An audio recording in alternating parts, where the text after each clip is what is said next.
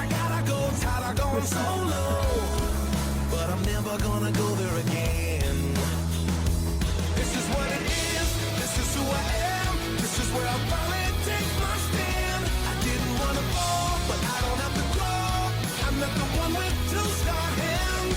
Giving him the best of everything that's left of the life inside this man. I've been born again. Yes, we've been born again. This is Eddie Huff. You're listening to Fresh Black Coffee. We're here on a Saturday morning. I think it's still morning for a few more minutes. This is Eddie Huff. As I said, we've got Dave Van Rizzigam with us. And we've got a special guest in the studio with us today, Darren Gantz. Hey, Darren, how are you doing today? Good. Thanks for having me. Hey, you're welcome, brother. It's really nice to have you. Hey, yeah, man, what a week. This has been a crazy, crazy, crazy week. Yeah. Everything has been sucked up by two stories, basically.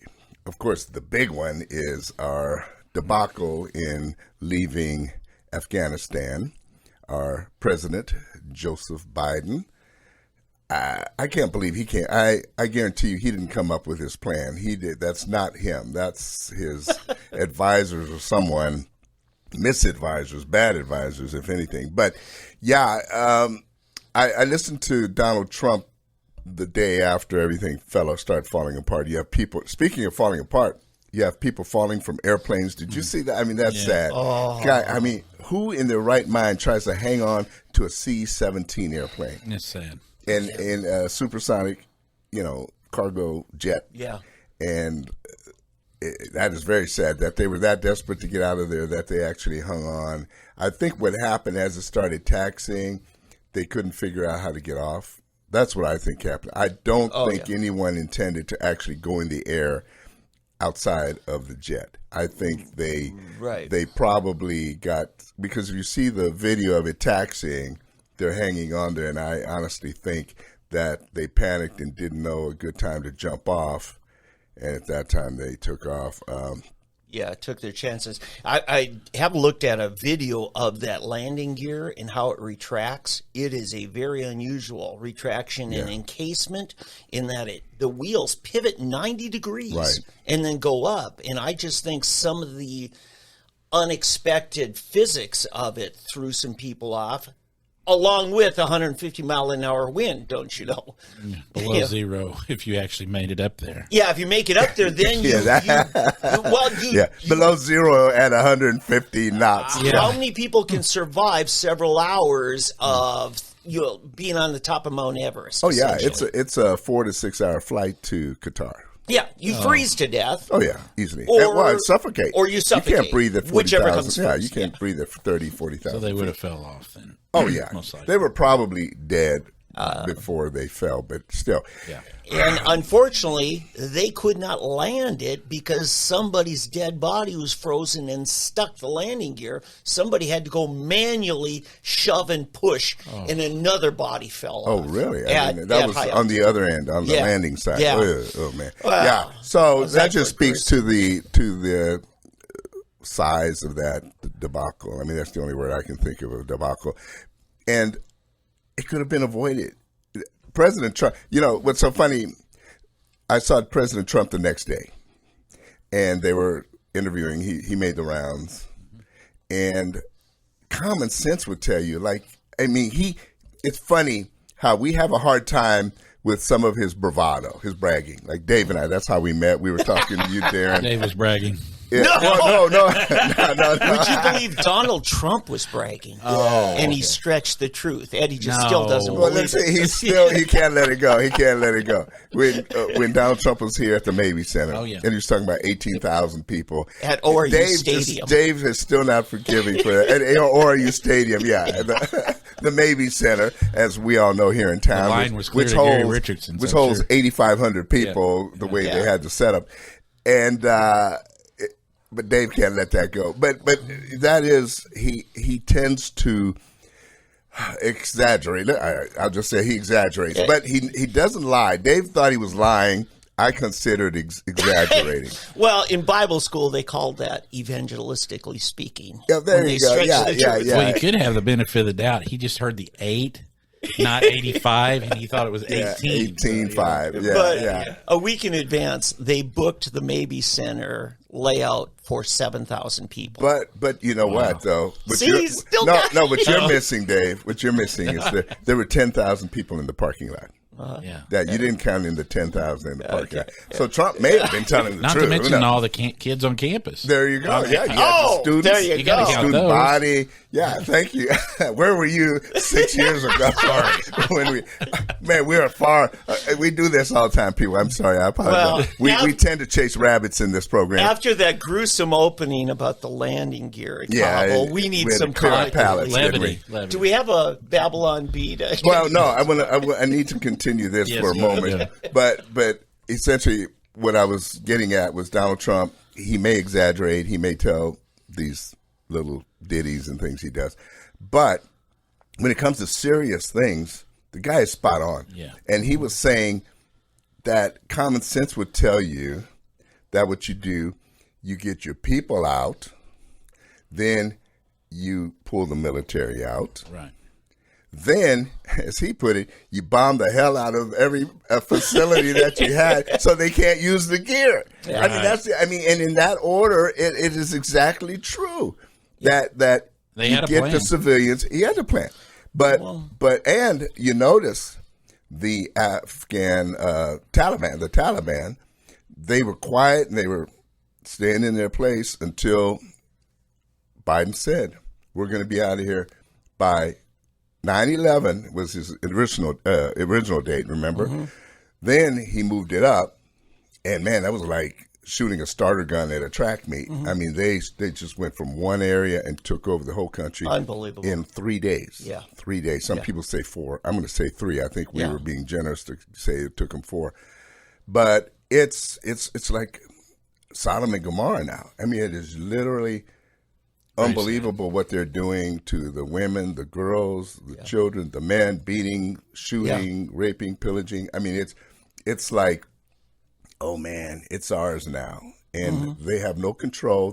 They're not guided by the principles we are. Yeah. And apparently, well, there would be a disagreement with some Muslims, but I think what they would say is anybody they consider an infidel, you can do anything to them you want, and it's okay. Because they're not humans. Right. That's essentially exactly right. the Jewish That's right. Right. That's the exactly Islamic right. You can view. do only the believers count. You can't touch a truly, obedient person or woman or whatever. But yeah, it's such a messed up thing. But anyway, the whole thing was just so messed up. It's sad, and what it brings me to. The Daily Caller has a great article. I've got it here. I'll read it for us, and we will get to the Babylon Bee. Don't worry. But the Daily Caller, August 20th, 2021. The U.S. combat mission in Afghanistan was meant to remove the Taliban from power and deny terrorists a safe base of operations following September 11th, 2001. Just short of 20 years later, however, the Taliban has once again taken control of the Middle East, not just Afghanistan, but the Middle East, amid a chaotic U.S. withdrawal.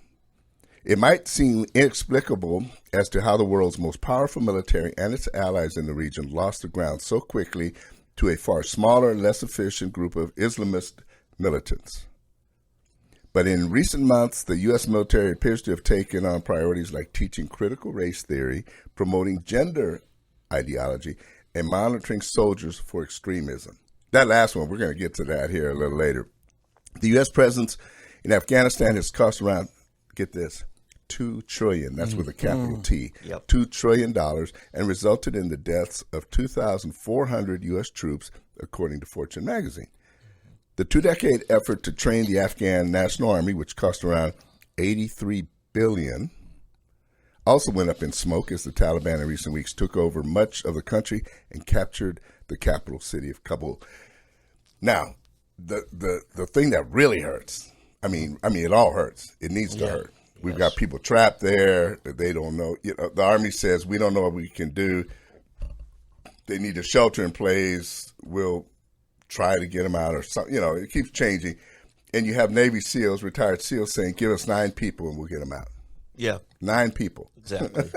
So somebody's lying. Maybe somebody's exaggerating again, Dave. I don't know. Yeah, and But the British are doing just that. The British are, exactly. They're going into town, door to door, and they're finding their people. They're getting them out. Mm-hmm. So, but getting back to the whole issue of the military, the leaders, a thoroughly modern Milley, as I call him. I see Tucker calls him that too, General Milley, who's the head of the Joint Chiefs of Staff. Yeah. How he ever got picked, I don't even know who advised President Trump to pick him, but it's ridiculous. He was all busy apologizing basically for being white. He was into the whole critical race theory. He wants to know about white race. And then the new, I don't even know what he is, head of the Pentagon. He's another black general. I can't remember his name right now. He's busy dealing with promoting gender ideology. Mm-hmm. And his big issue is monitoring soldiers for extremism. Now, you know what the extremism is, right, Darren? Oh, yeah. It's racial. If you're white, you thump a Bible. Yeah. Yeah. Yeah, the clingers. Yeah. The clinging to your Bible. And Bibles and guns. Bitter clingers. And so... and don't forget, and you believe that masks and vaccines are not okay for your body, your choice, then you're an extremist. Right. Anything that goes against the party line, right? The party line, which the last time I heard of the party line was in East Germany and the Soviet Union. Yeah.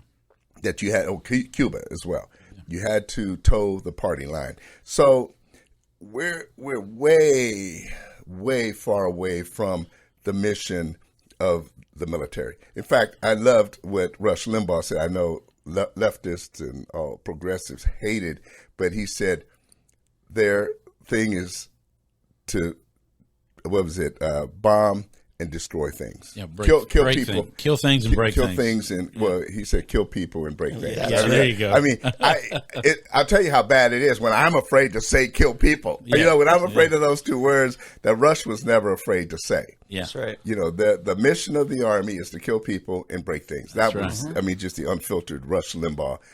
And that is true. I mean, that is what armies are there for. Not just because they want to kill people and break things or destroy things. Right. It's because they're trying to prevent our people from being killed and our things from being broken. Exactly. And we are honestly now the laughingstock of the world. Oh, wait. No. Trump did that. Well, yeah, right. I mean, isn't that what they said? That's what they said, yeah. That 7.5 months. Joe Biden has restored our standing in the world. And now, what did the British Parliament do? They censored him. Can you imagine? The British Parliament censored the U.S. president. I mean, how do you do that? Now, first of all, who cares? Who cares? But, who? But yeah, who? No, it was a wetish. But for the British Parliament even to say that in lieu of or in light of what the people were saying, that American dignity and respect is going to be restored. Yeah, in your face, people. In your face. In 7.5 months, the world has been destabilized. Yeah, it has. Mm-hmm. It has. So anyway, but that's been pretty much sucking up most of the news this week. The whole Afghan withdrawal and sadly, I mean, we're just at the beginning of it. We haven't even heard the full ramifications. Yep. I've seen the videos. So, in fact, did you see the Al Qaeda has resurfaced? Yep. And they were actually marching. They were in these white outfits, and they had all of our M5. They had all of the brand new weapons that we left them. We left the Taliban and the Al Qaeda. M5 weapons, ammunition, Black Hawk helicopters, drones, and all kinds of other gear. I almost wonder, was this on purpose? Right. I mean, stuff like this doesn't just... Did we do this on purpose? 166 Blackhawks is what I read. 200 total aircraft. Over 3,000 Humvees. Yeah. Why didn't we fly that stuff? We're flying the last count, what was it? 800 people, I think they had on that C-17. 800 people. And you notice it was not women and children and elderly. They were army-aged men. Yeah. And where did they? Well, at first they sent them to Qatar. We need to give them a college degree, Dave. Oh, yeah, yes. Okay, guys. Oh, sorry. Just saying. We'll get there eventually. Okay, we'll get there Eventually. But yeah, it's sad, people, and all I can encourage you to do is to have faith and pray. Yes. That's my faith like today. Noah. Faith like Noah. Have faith like Noah. We just have to believe that either God's going to turn this around or He's going to save the faithful. Yes. I mean, that's the only hope we have, because we are in serious trouble here, and it's not just on that end. Mm-hmm. Then let's get to the second big story of the week: COVID. Yeah. Oh gosh, I forgot about that. That's what the Afghan situation has kind of taken our mind off of the whole COVID situation, right? Yeah. Man, it's getting worse and worse. The mandates they're trying to put on us, and guilt trips. That seems to be the nightly news. Yeah, I have to tell you this now. I don't know how true this is, so please, I'm not saying this is true. I'm just saying this is what I have heard from a person I respect very much, a pastor in town, who actually had COVID, and it's hit his church. Yeah. And he told me that they have, in the hospitals here, they found that the big problem they're having now is the people that have been vaccinated that are coming in, they're having a difficult time treating them. It's the people who have been vaccinated that they don't seem to have a treatment for. Oh, my. Yeah, they don't have a... So, that's a scary thought. Yeah. And we're not hearing anything about it. Have you heard anything about that? No, I have not. Yeah, I had not either. That's the first time. I was just shocked. So, I don't know. I mean, I totally trust this person, okay?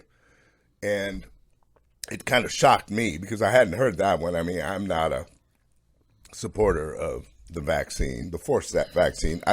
If anybody wants to get the vaccine, go for it. Go for it. I would. You're talking about the one that's not been approved by the FDA, right? Anyone. That's all three of them. There are three or four. That was partly sarcasm. But. Oh, I know. Well, I think it is important to objectively break down all three of them because they're not all the same. Correct. One of them is a very old school technology. Johnson & Johnson, their division called Janssen. That's one, folks, I decided to get that. It's a one-shot deal. It does not change your RNA like the other two do. Unfortunately, our own government is suppressing Janssen. I know. Isn't that weird? Yeah. They want everybody to be guinea pigs for this whole new technology, which even the inventor of that technology says, this won't work. Eventually, it'll harm your lungs. Oh, wow. Yeah. To me... You mean kind of like what's the thing called? You wear them at night to help you be able to sleep. Sleep apnea machine. CPAP. And as CPAP, and people are getting cancer from a CPAP. Mm-hmm. Really? Oh yeah. Oh, because of the COVID thing, or just in general? Just in general, they've recalled. Philips has recalled a large number. I mean, I personally have like 5 friends. Is it the machine or the mask? The machine. Okay. Is it probably because of the plastics and stuff? Well, one of the machines that they recalled, I'm sorry, we're getting a little off track. It has to do with the way it's cleaned. Yeah. The other ones, it's the plastic. Yeah. Huh. I have to say something.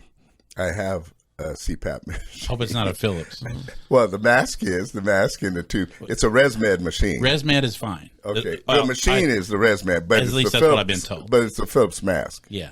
Folks, in case you're wondering, these are 2 insurance guys. We're not giving any advice. No, yeah. We're just, as you can see, we're very knowledgeable about this. I use the Philips mask with a ResMed machine. But the other one, I was telling a friend on the way here, reminds me of when my grandpa was taking blood thinners. They said he needed to have blood thinners. Yep. So they put him on Coumadin. Yes. Guess what? That's rat poison.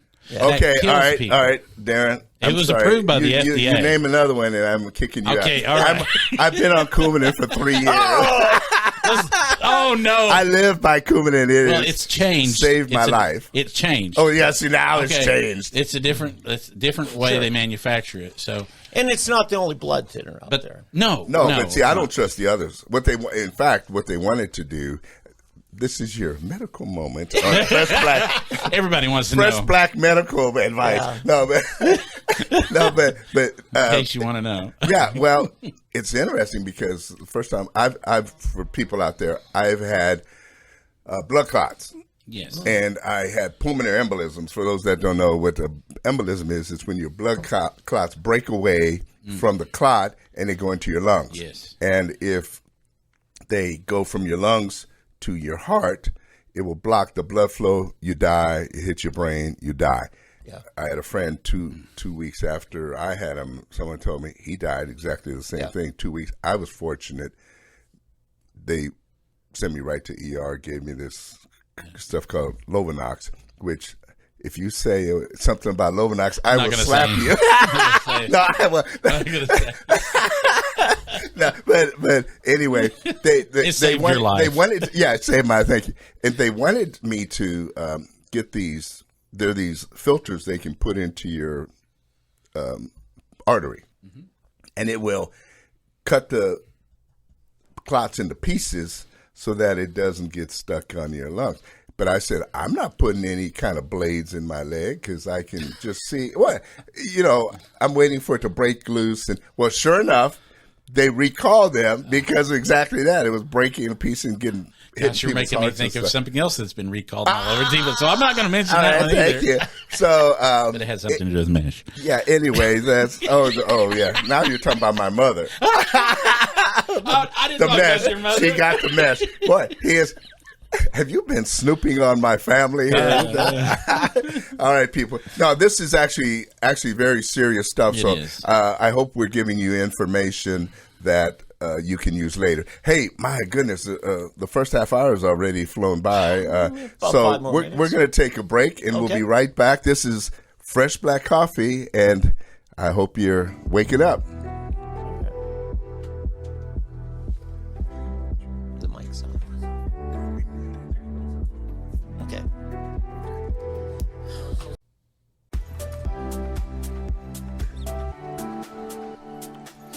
And we're black. We're back. We're back. Hey, Speak for yourself. Yeah. Those of you that aren't watching, please, I'm asking Darren to forgive me because I had to take him outside and whip him a few minutes for all of the attacks on my family. Fear and unbelief. Seriously though, this is really good information. In fact, here's one other thing.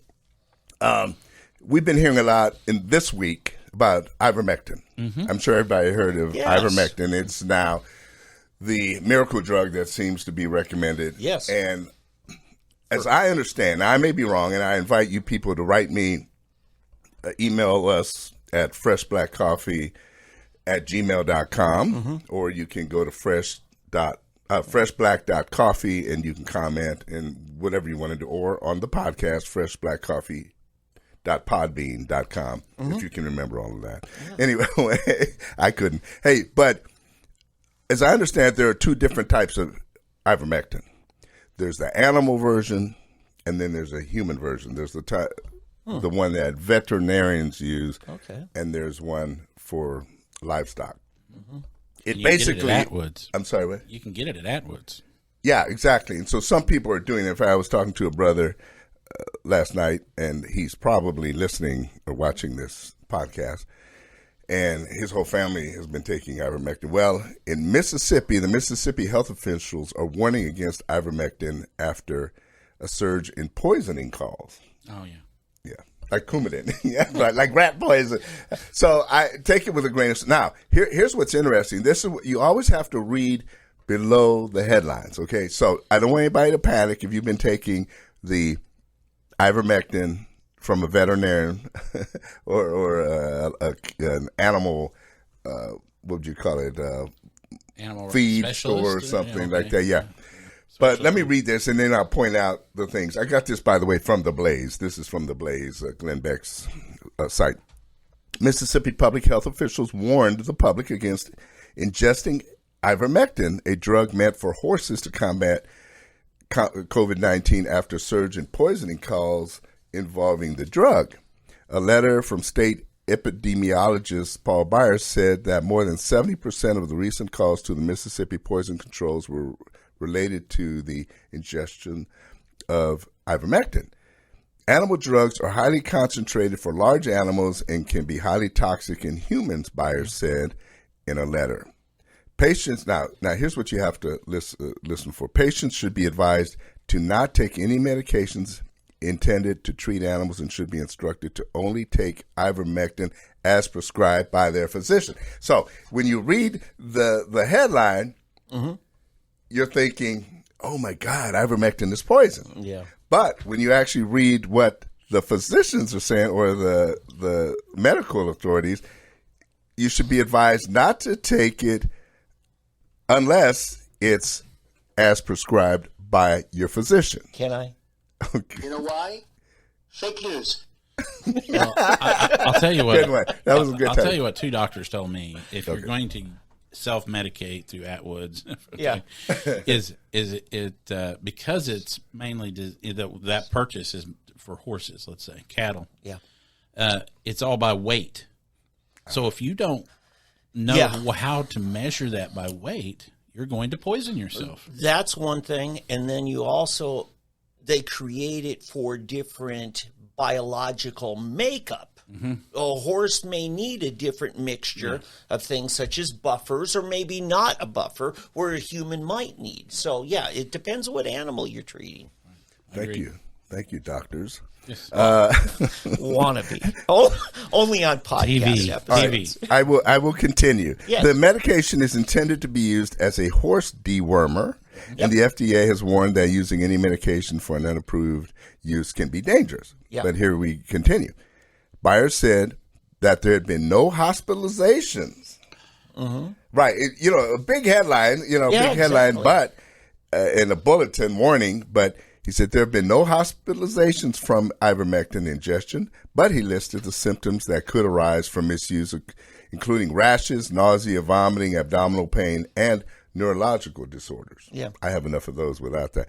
So anyway, he reported that 85% of the cases reported of poisoning involving ivermectin led to mild symptoms. The letter was sent to Mississippi physicians, hospitals, emergency rooms, and other medical professions. So, again, like all of this stuff, like you said, fake news or exaggerated news, or news, Twisted to meet an agenda. exactly. Yes. So they're putting out a bulletin. There's been this rash of poisoning, and I was battling on the Tulsa World Facebook page this week. I don't know if you guys have been there, but I invite everyone, go on the That still Tulsa exists? World Oh, okay. Facebook page. It's a hot page. It's a popular, and a lot of people that are my Facebook friends are on there, and we're battling. I mean, it's some of the people. I mean, well, the Tulsa World, so they're readers, and this has been one of the things dealing with ivermectin, hydrochloroquine. Different remedies that we tend to believe in. Many people tend to believe in. These people think, it's quack medicine and this and that, but they have no proof. But they will quote a headline from an article like this, and most people will not read below the fold to really find out what's really there. So let me just say this.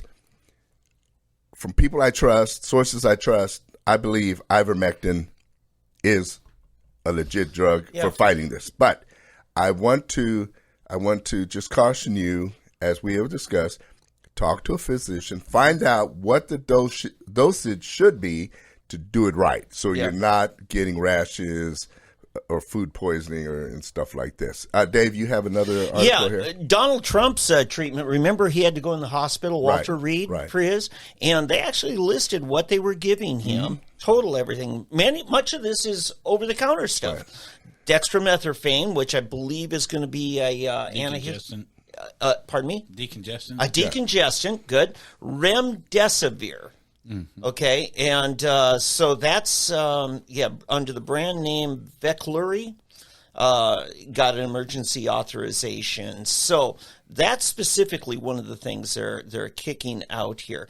Now the other thing, Regeneron, that's actually a Kickstarter to your own antibodies.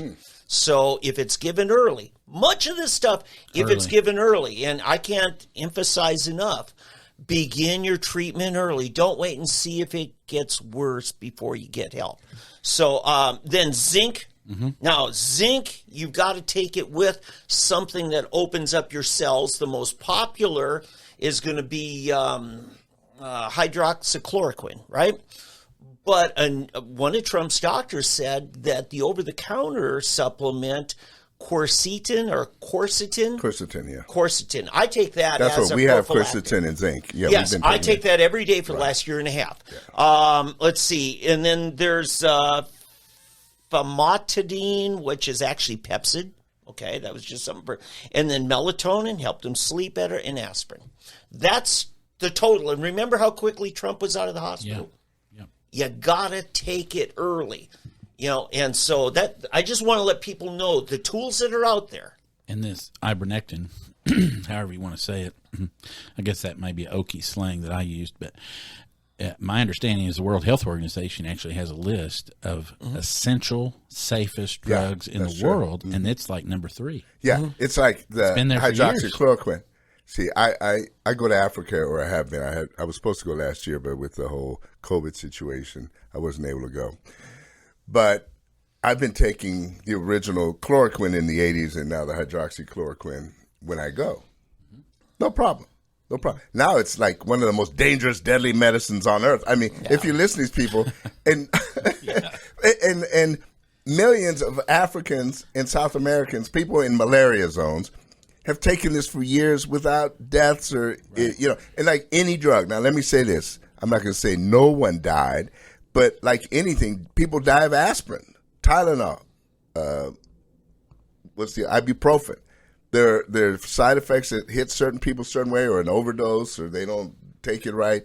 No matter what it is, you have to be careful with every medicine. But hydroxychloroquine, chloroquine, ivermectin, all of these are medicines that have worked, have been prescribed as working, and so forth. So what you need to do, by the way, what's the name? Oh, I forgot the name of the doctors that got banned from Facebook and Twitter and everything. Well, bunches of them have. Well, no, but there's the one group that was in front of the... Yeah, it's a black woman from Africa. Well, no, but there are a whole series of there doctors. were She was just one of the... Right. They're called not Doctors Without Borders. It's Doctors something. Anyway. Yeah, I know what you're talking about. And maybe if we do another break, we can look it up. If not, go to the website. Dave, I'll give it to you. You can post it on freshblack.coffee. Yeah. You can post it on there, and I'll put it on the other one as well. But you can contact them, and they will get you the hydroxychloroquine. Because there are a lot of hospitals, doctors that refuse to prescribe it because they're under penalty of whatever. I know 2 doctors right here in Tulsa that have treated over 11,000 people with ivermectin, and none of them have been to the hospital, and they've had no patients die. Wow. There's another doctor in Texas, over 10,000 on his own, and of course, I believe he was one of the people they used on TV as an expert medical guy, and they ripped him off TV because he's actually healing people of this. Yeah. So anyway, we'll put this up on the link later, okay? And so we'll just do this. We're called America's Frontline Doctors. America's Frontline Doctors. Yeah. There we go. America's Frontline Doctors. And just look them up and look for their website. Mm-hmm. And as I said, if you're interested, we'll also put the link up on our websites. Freshblack.coffee. And people can contact them to see if they can get a hold of the hydroxychloroquine. And you say you know a couple of doctors that do the ivermectin. Mm-hmm. Okay. Very good. All right. Hey, I want to back up. Well, you know what? No, we'll get off on this and we'll never come back. Darren, I invited you in because you've been involved in Oklahoma politics for some time. and you were chairman of the Oklahoma or the Tulsa Republican Men's Club. I was. Right, you were. For several years. Right. 6 years. And now, what is your new position or title? What do you do now? I was asked by the newly elected chairman in April 10th, I believe it was, and he asked me if I would be the finance director For the Oklahoma Republican Party. so the entire state party. It's not Yes. the local Tulsa. Correct. It's all 77 counties. Wow. And And you're in charge of what now? finance. Okay. There's a finance committee. Now Anything- your middle name is Fundraising. not Judas or anything like that. is it? No, Okay. no, no. All right. Just want to be sure we got the right handling. The Judas wouldn't lie to you. hold on. So far, there's been no little pieces of silver. Well, I'll good. just All tell right, you all right. that. All right. No, very good. Well, no, seriously, Darren is a good guy. And, Yes. And he's someone I had to. Let me just say this real quick. I don't know what it was, but I've known Darren now probably 15 years, at least, maybe a little more. And he stepped in when we set up the Tulsa Christmas Parade because the downtown parade was they didn't want to call it the Christmas Parade. They wanted to change it to Holiday Parade because we were supposedly offensive to Jews and Well, the Muslims. And everything. Christians are trying to take over Christmas. Well, according to them, yeah. So, and Darren joined afterwards. There were 5 of us that met for that first meeting to kick this off, that we were going to do an alternate parade. And I have to say, of all the people that came on board to work, Darren worked harder than anybody. He did more to make it happen, recruiting and organizing and everything like that. So he's the right guy for the job. So now you're the finance director for the Oklahoma Republican Party. Now, tell us what's going on with the party. Okay. Well, thank you for that. That was very kind. And it was a lot of fun. And it was for the right reason. Yeah. You know, Christ should be in Christmas, obviously. That's the name of it. And to not call it a Christmas tree, but a holiday tree was obviously a wrong thing. But in the past, the finance chairman, director, whatever you want to call it, has always been the guy or lady who goes out and raises money, helps the party. Coming into this, one of the things, I went to Oklahoma Wesleyan University and got my MBA in finance, and the very first thing I said is, "Where's the checkbook? Mm-hmm. Who's got the checkbook, and how much is in it?" And why is because we need to know how we're going to pay the bills. Because when the new chairman comes in, they have a treasurer, a finance director, they have a budget chairman, and then they have a legal counsel. So I'm actually one of those people that had to be approved by the state committee. But until the state committee meeting is called, you're just acting in that role. So I was acting as finance director, if you will. And doing the hardest work, because that time period before you get approved is when the real tough trying to work figure it happens. all out. And there's so many rules and regulations from the federal, the state, as well as just paying the general bills and trying to understand where we at in everything and make sure you don't break any laws, break any rules. And I mean, from the first day on the job, I mean, I'm being put on the checkbook and finding out that there's a flood of bills that have to be paid. And I'm like, but where's the money? You know, how much money do we have? We just came off of a very robust, large state convention, and what should have raised a tremendous amount of money, which it did, almost, I can't remember the exact numbers. I think it was $165,000, which is a lot of money to the Republican Party all at once. And I've never seen that ever happen before, and I said that at the state committee meeting. I've never seen one that big.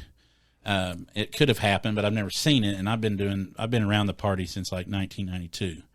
So never been that privileged at that level. Let me just ask, what was the gross margin of profit after you paid the bills for the convention? What did we have left over from the convention? We lost $2,000, and there's a lot of reasons why that happened. Okay.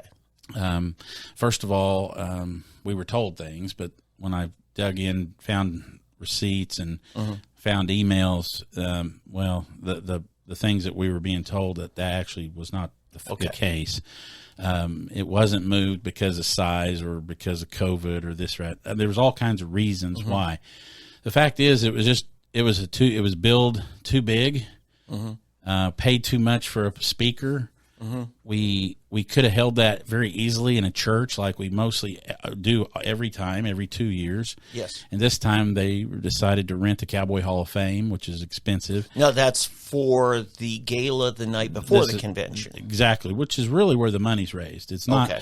It's not. The money's not really raised at the convention with your fee to participate. Even though it was $45 Right. to go. Normally it's 20, Yeah. 25 maybe. Yeah. So, again, I don't know why that happened. I wasn't there. I wasn't on the budget committee. Yeah. There was a lot of consternation in not having meetings that were required. But here's the bottom line. The bottom line comes into this. When I entered and started figuring this out, I'm like, we got to have a treasurer. I can't do this full time for free because I'm basically acting as the treasurer and the finance director. So the finance director is more about raising money, right? Right. Not paying the bills and balancing the books. Right. Gotcha. When I asked for help, I got help and went through a series of 3 different people before I found someone that was quality to actually be the treasurer, and they agreed to it. The first one said, there's too many problems with our bills. I see too much I don't want to be involved in. And the second one said the same thing, plus they said, and this doesn't pay. So they said, no, thank you. And both of these gentlemen are CFOs of different operations and have MBAs in finance. These were people I knew that could do the job. So the next person in line that I went to was a friend, and I said, another friend, and I said, guilt tripped a friend into it. Yeah, so I want you to entertain this idea and look at it. And then he met with everybody and decided to do it because he cares about the Republican Party. There you go. And the first 2 gentlemen saw the first things I saw. How in the world did you have an event like this and you didn't raise any money? Exactly. So there should have been $100,000, maybe $120,000 raised off of that. Off the gala. The gala, yeah. And we had a big name national speaker. Yeah, Candace Owens. Yeah. Big name, and a lot of people were happy. And you think she was overpaid? Or not that she wasn't overpaid, but yeah, it would have been better. We $30,000. could have gotten someone for less. Yeah, absolutely. I heard that we sold it out, though. It was sold out. Yeah. Oh, I don't want to get caught off in all of that. So here's stay on the thing. So if I can. So bottom line. So fast forward through today, we were in debt. We were in debt to the Oklahoma Tax Commission, the IRS. We had debtors, bill collectors, if you will, law firms. There were outstanding bills that weren't paid. There were CPA that the party has, and they were not paid. I think in the tune of 3 months. In this time, since I came into this position, we've been able to raise money to pay all those debts off, which was really a tremendous amount of money. But what it does is we were the previous chairman was spending about $18,000 a month. $18,000 a month, including his salary. That's including his salary. Yeah. So the first thing I did, I said, we're cutting. Mm-hmm. We're going in, and we're gonna start. We're gonna be the conservatives that we say that we are. Mm-hmm. We always tell our politicians we want them to operate like a business, so that's what we did, and we immediately went in and we cut the operation back to $5,800 and said no one's on a salary until the money's raised, and so that's what we did, and that's the conservative way of running a business, and even though we're a nonprofit organization, we're still running and operating a business. And so that's what we did. First thing we did, there were no staff expenditures as far as salaries or benefits or anything like that. Everybody's a volunteer. And from that, we have well over 40 volunteers that operate, which we have is tremendous amount of people who just stepped up. As I said at the state committee meeting, folks, many of you have given for years. The people who have stepped up and given this party money right now at this critical hour are people who have never given money before to the party ever. Those Trump people. Yeah. They're from the $10 to I think the most somebody's given is 10. Yeah. and which is the max. You can give $5 to the state. You can give $5 to the federal account. $5? $5,000. $5,000. So that's the most. Okay. Yeah. So if you haven't written your check, you can go ahead and figure that out, how you're going to pay Dave. for it. Dave, I'm asking for Feel you free. today. Yes. I have a QR code on a card right now. You can give. So Well, on top of that, to just bring it because we'll use up FEC, FEC reports are up to date. Right. Every vendor has been paid. All the debts have been paid. How much back debt have you paid? No, we don't. I don't want to go there. I don't It's wanna go deep. there. It's just, bottom line is, you pulled them out of the hole. Yes. And the party looks good right now. The party looks really good right now. Really good. Okay. Yeah, we're going to go ahead and take one more break, and then we'll come back after this.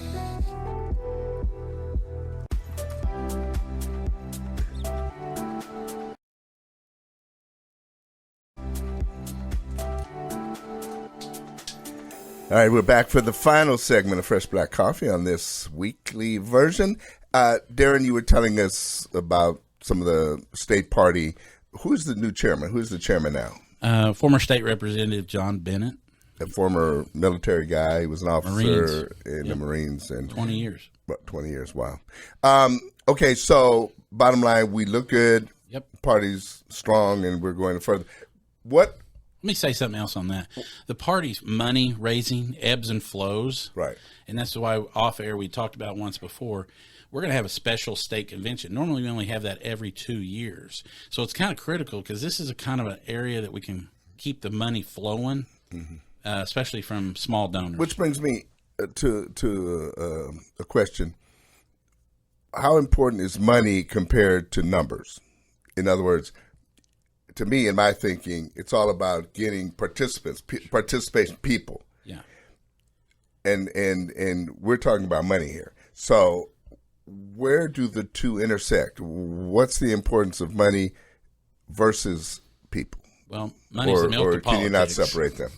And money is, I would say, a little bit more important because, especially in today's climate, what we see is we have a lot of people who say they want to help, but they don't really help.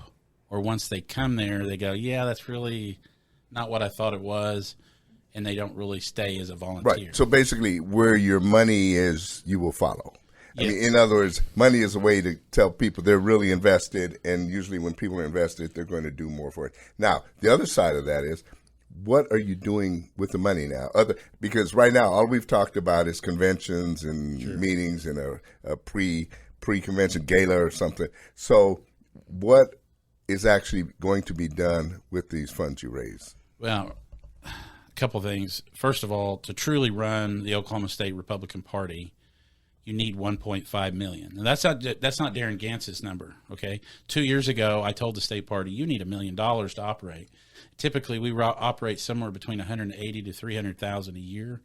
That's not enough money because I mean, think about how much it costs to operate with staff. So what's a staff cost? What does it to get the quality person you need in that position? Okay, but what I'm getting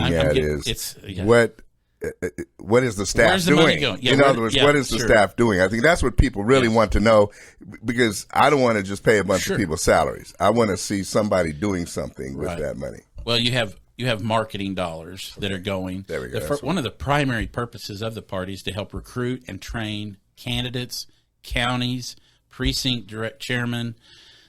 All this stuff costs money, whether it's handouts, website, bringing in people to help train people. There's things that just cost money, just like it does for your business. What about advertising?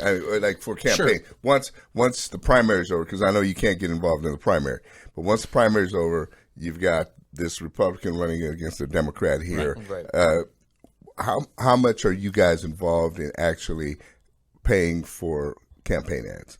Well, at the party level, when the state gives money, they give directly to the candidate. To the nominee. To the nominee. And for the most part, a lot of the times our party hasn't had money to give to the candidates. Yeah, but this something happened last Saturday we just hit on something. The state party, John Bennett, chairman, was part of a rally at the Capitol. Now, some other groups came in and actually took a lead on it. but we were expecting maybe a few hundred. Well, now some numbers are saying we got a few thousand. Yeah. And because we messaged about freedom on health decisions, that really caught a nerve. That's the kind of thing the party can do, is build a message right now. Right. And that's the kind of thing we Through need. the numbers that you were talking about bringing numbers together. Right. Yes. But see, again, I think to me the key is you're talking about the message. You're right. Getting that message out. Yes. And I think that's kind of what I'm getting at. Does the party actually actively participate in campaign ads, in newspaper? That's why the party needs 1.5 million to truly operate a campaign. To operate on a congressional level, you need anywhere. In the past, you could go down to 300,000 and be pretty competitive and actually win. Today, to be in a congressional race, you need to be in 500,000, 750,000, and many congressional races are spending in the millions. Yeah. So we, as a party, in order to break through that noise, it does take money. Okay. And let me say something else. You ask what's more important, the numbers, the people, or the money? Well, Darren, you said early on this topic that this money was coming from new sources. And so by bringing in new people, the person who maybe doesn't relate to the old GOP, grand old party, but they relate to Donald Trump, for instance, because some of them are very wealthy people, and they got no stomach for party politics. Right. But if you're for the Trump agenda, yes, I'll give to that. And that's why that's a dynamic going on. In the past, there was a Minuteman project. That was a monthly giving. Oh, yes. And I've always been a member of $10 to whatever you could give monthly to the party. And then you get maybe a token gift or something along those lines. I got a pin. You got a pin, a lapel pin. Or gold key, things like that. We reinstituted that about a month ago, and that was something that our lieutenant governor had shared with me. Yes. He said, "Man, you got to bring back the Minuteman project. Absolutely. That helps pay the bills." Yes. So in over the last few weeks, the bills are getting paid through people going to the online giving through the Minuteman. And one-time gifts or monthly. Okay, great. I'm almost speechless here. Sorry. No. I was just thinking. I think what people at home really are interested in, and it goes farther than us. Farther than Oklahoma Party, the Tulsa Party, and everything, because there seems in so many of these states,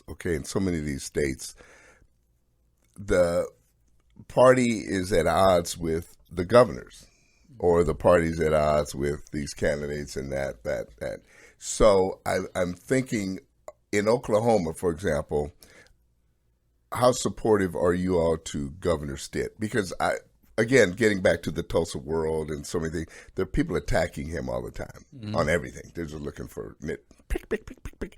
And so what we need is people to either be for, I guess in a sense, for or against. But as a Republican, the party, do we think, well, first of all, do we think he's doing a good job, I guess is the first question.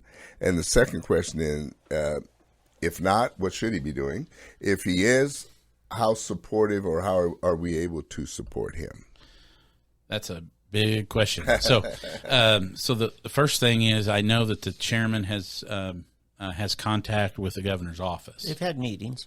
I think the governor should meet more with his grassroots, but at the same time, the people out there listening, the governor didn't need the party to get elected. $4 million broke him through to a runoff, and the name ID, and then a really terrible marketing commercial saying "bullshit" from Mick Cornett really ruined his campaign and launched our governor into the government. Who advised him on that? Yeah. Well, I know who that was, but I would say, Darren, our brand as Republicans is not Governor Stitt. As high as right now, he's got the highest positive ratings of any politician in Oklahoma. It's Governor Stitt.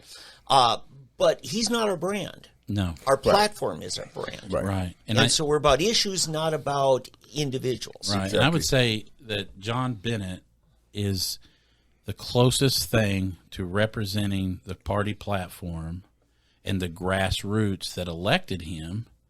1,000 people went to the convention, but you have your opportunity. You have your chance to get to a precinct meeting and to a county convention. And if you don't like how it works, you don't like who's in there, that's where you go. And that's how our party structure works. And hopefully if somebody's listening and they don't like it, or they like it and they want more of it, then you need to get involved precinct and the county and then come to the state convention. Yeah. I don't know if I answered your question totally, but I will say there needs to be more communication, I would say. From the governor and the party. And the party, okay, to hear what his true grassroots constituents are saying. And right now, I can tell you from what I hear on the ground is they want the freedom and not the government mandating anything to them. And that's, right. And so far, he's supporting that. I mean, he's basically he's not mandating anything. This is Darren Gantz. He needs to call a special session and demand just that. Well, there is a special session coming in a few weeks, but it's about the redistricting. We'll see if they add to and expand, because that's a beautiful opportunity to expand on that mandate. And the governor will be calling that. That has to happen by law, so yes. Yeah. Right. But as I understand, because I've noticed that there's been lawsuits filed against the governor and the party, essentially, for him not...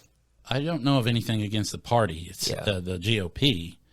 But I think it's the legislature. The governor and legislature for passing bills that basically ban masks in school and or vaccination, mandatory vaccinations. They've been opposed to that. So, because again, as I said, I'm in some of these pits where it's like you're being in a gladiator pit, where you see all of these people that are trying to attack and force mandates and vaccinations and masks on people. They want everybody to conform, basically the conformers. And so that's the thing where I think we need to really support him, support our legislators, support John Bennett. I mean, John needs to Eddie, I'd say we need to pray for our leaders, no matter whether they're the chairman of the GOP or the governor, either one. That's true. I know you agree with that. Yeah. And now, one thing I will say, because I've met John a couple of times and seen him in things. It would be good, to have either he soften his persona, or have some spokesperson like yourself or others out there that can deliver the message in a more palatable way. It's not, my way or the highway or our way and no way, that kind of thing. I support everything that he believes in. Right. I think it's right. And I think part of it is he has been in combat. He's seen some of the things, that are going on. He comes back here and he sees they're winning not only over there, but they're winning here as well. So I can imagine he would be a little bit upset by that. But I'm just saying there is always that balance. In fact, I mentioned it in my upcoming book here. There was a book in the 60s by Marshall McLuhan called The Medium is the Massage. Instead of the message, the massage. It was kind of a cute play on words. Right. And it was like a forerunner, and I believe the Democrat Party adopted it. Republicans were too proud to. But he basically was one of the first ones to say that you can get people to eat anything, do anything, if you massage them through your message. Right. And so there's a way, Jesus put it as being wise as serpents and harmless as doves. Okay. And so you're never going to make everybody happy, but you do have to find a way to reach people in a way that you don't totally make them mad, turn them off, and that type of thing. So I think it's good to have somebody like John at the helm setting the course. Yeah. But as a word of advice, just Eddie Huff here in Tulsa, Oklahoma, that it might be good to get a communications person that or a committee that sits around, like Dave and I have talked before about the guys that do the advertising, the Geico commercials or the Progressive commercials.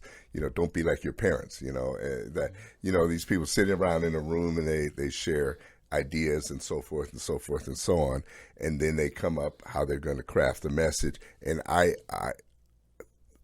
believe that is something, and I'm not just speaking about Oklahoma. I'm not just speaking about Tulsa.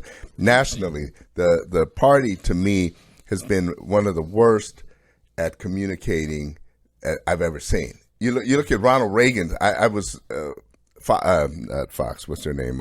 Newsmax. They have these like couple of minute things at the top of the hour certain times, and they have these old Ronald Reagan speeches. And man, I just sit there and marvel at the great communicator. Oh my goodness. It was unbelievable what the guy, no wonder he was who he was. Because, I mean, I'm going to get a little crass here, but an idiot could understand what he was saying, I mean, for lack of a better way to put it, but you did not have to be a college educated conservative or whatever to figure it out.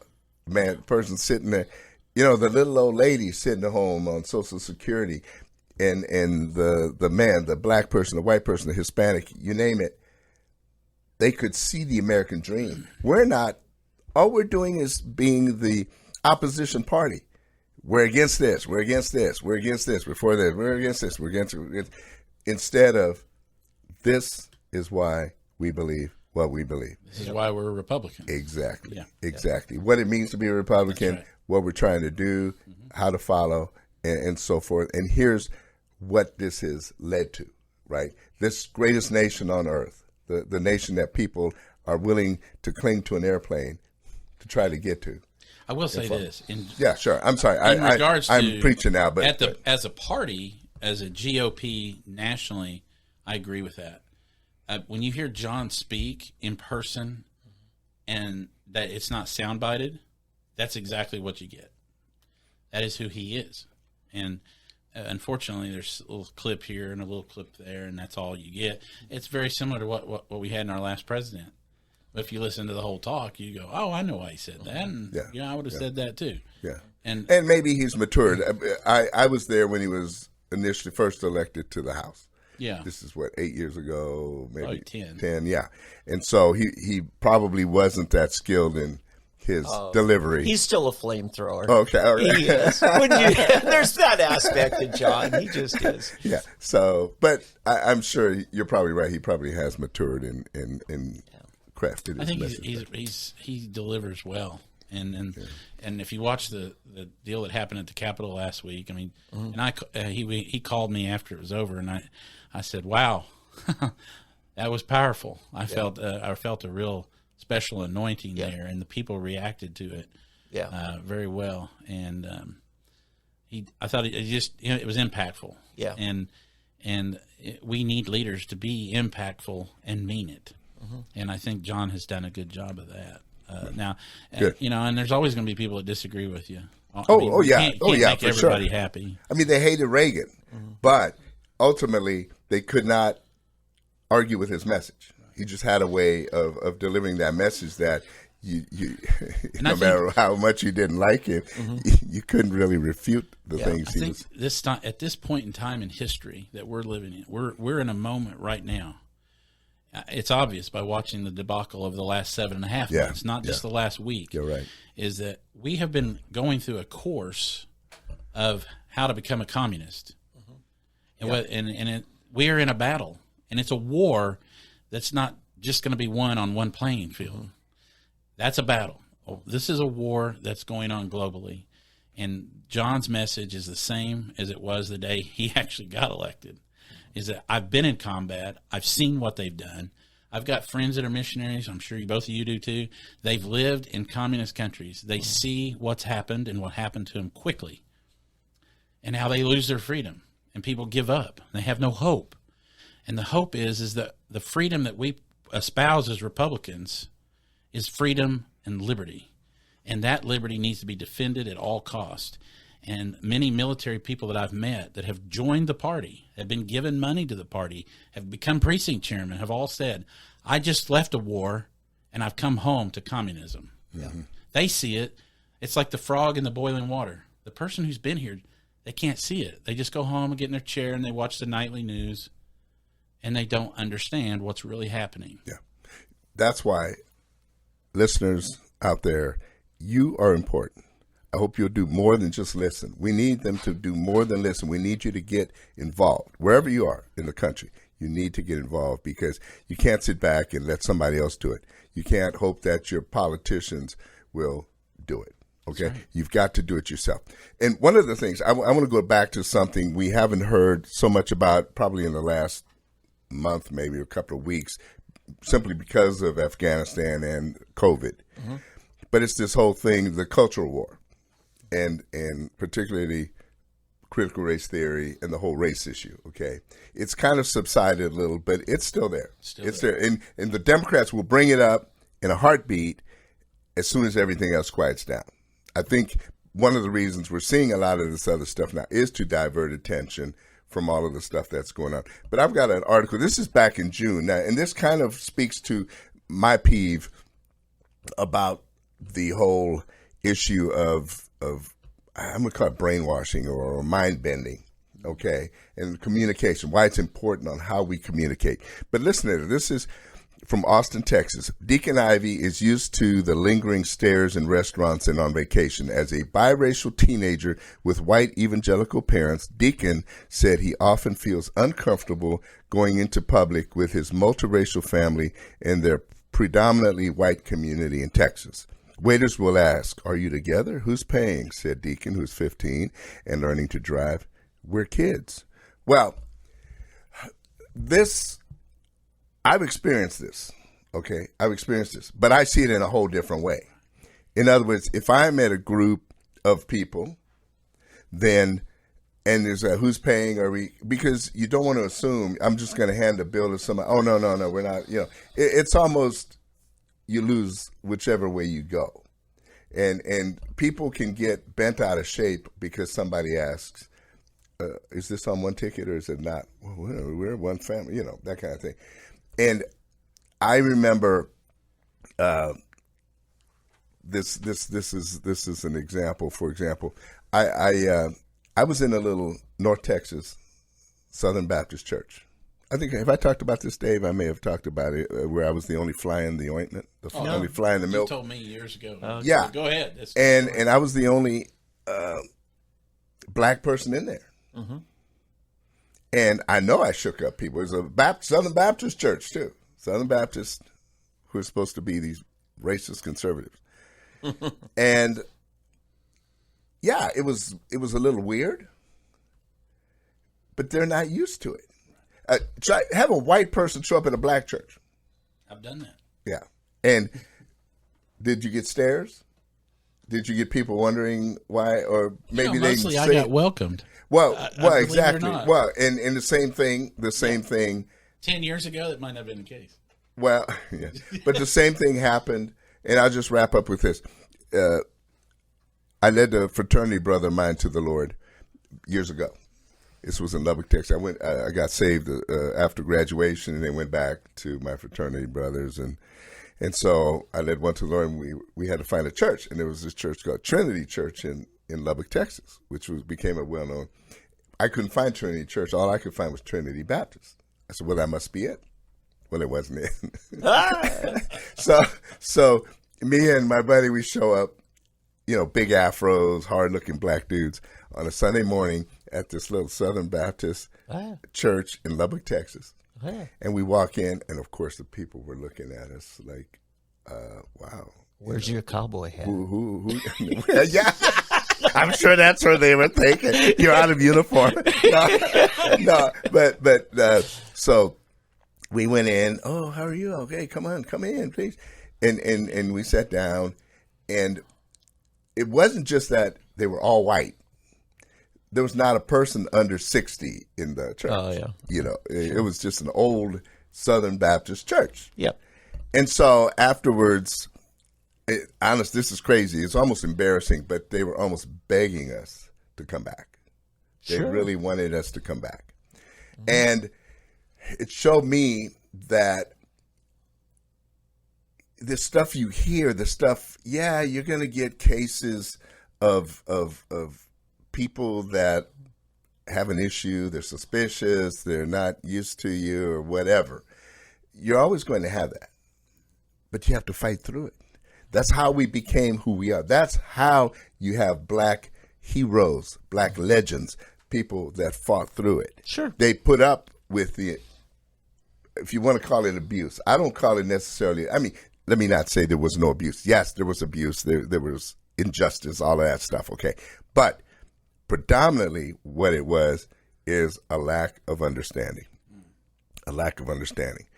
You get a white person that shows up at a black church, the first question usually is going to be, what are they doing here? Right? What are they doing here? Especially if it's a white woman. Although, what they're going to try to steal our man. You know, that kind of stuff. And a lot of it, oh man, I'll get off the subject here. It's usually a male-female thing, a fear of losing, whatever. But anyway, I don't want to go there. But all I'm trying to really say is, and we have to wrap it up. Julian is giving me the signal over here. Yeah. But so much of this is BS. So much of this is BS. Deacon and his 3 teenage siblings have comfortably lived in a 5-bedroom farmhouse in rural South Austin. These guys are supposed to be representative of the new Baptist, the new Southern Baptist, okay? And they're talking about the issue and why this is important, because Southern Baptist Church had a vote on whether to begin teaching critical race theory. And it was a big argument, and they never did ban it. They never did come out completely saying this is not a part of our thing. So, but that's what's happening. We're indoctrinating. We're getting people. I'm going to finish with this one last story. When we were coming from Texas to Oklahoma, my wife and my kids, because I'm biracial, I'm half black, and I married a white girl who trapped me against my will. Against my will. Not just kidding. But so my kids are quadroon. That means quarter black. Okay, so they're very light. They look white. My son has green eyes. One of them has green eyes. One of them actually looks black, fortunately, and the others they got their mother's style. So we're coming up to Oklahoma, and we're on the turnpike between Oklahoma City and Tulsa. And so there's that McDonald's. We're all hungry. We pull into McDonald's, and we're there in the McDonald's in line. And I'm at the back because I'm the guy paying, right? So all our kids are going in. My son, the one with his mother's eyes, the green eyes, he was real tan. He's mixed. He's got a darker skin. So this young girl working at McDonald's looked at him and said, "Whoa, dude, what a tan! Where'd you get that tan?" And he points at me. He said, "From him." Yeah. And the whole restaurant, everybody in there looked up, and there I am standing there. And the girl just was so embarrassed. It's like she wanted to find a hole to crawl in. And we're all just cracking up. Like, our whole family is just laughing at this thing. I mean, it was an honor. It was a question. Oh, it was a great moment. Exactly. Yeah. And our family just thought it was the funniest thing in the world, you know. And my son didn't even say. He just pointed at me and then of course everybody's looks. And what is she talking about? And then they see, and we could have made something of it or whatever. But it was, to us, it was a funny moment. Yeah, a funny moment. But for the gal, that was what we call white fear. When you realize you said something that was racial that you didn't think it was. Yeah, that could be offensive. Yeah. So anyway, I the innocent girl, and I came up, I finally paid and said, "You're okay. Don't worry about it." Because it was innocent. It was actually cute. One of those deals. So, but I'm fed up. I'm fed up with the stuff. Yep. The racial stuff. Enough. I'm fed up with that stuff. We gotta quit. We have to fight back, and I'm going to do everything I can to fight back, because the people I know, everywhere I've been, I tend to be kind of a pioneer a lot of times, I mean, I can't tell you how often I'm the only black guy in the room. And you guys have probably seen it, right? But you probably, it never even occurred to you, right? And that's because I don't make it an issue. Good. And so that's what has to happen. Yeah. So all of my black listeners out there, if you're black and you're conservative or you're thinking about it or you've never been there, as FDR said, you have nothing to fear but fear itself. Yeah. If you know who you are and you're confident in you, realize that usually it's not about you. If somebody has an issue, it's because they've got problems at work, they've got problems with their wife, their boss, their kids, something. It's not about you. Get over yourself. All right. And that's the message to all of this white fragility, all of the Black Lives Matter, critical race theory. It's just critical BS is what it is. Critical BS. Okay? So anyway, hey, listen, Darren Gantz, thank you so much for coming. Thank you, Eddie. David, as usual, thank you. Julian, thank you so much for running everything. Makes it so much easier. Got some bonus content on freshblack.coffee. Babylon Bee just discovered the Afghan Women's Bill of Rights draft. Right. We'll have it up on freshblack.coffee. All right. See you next week.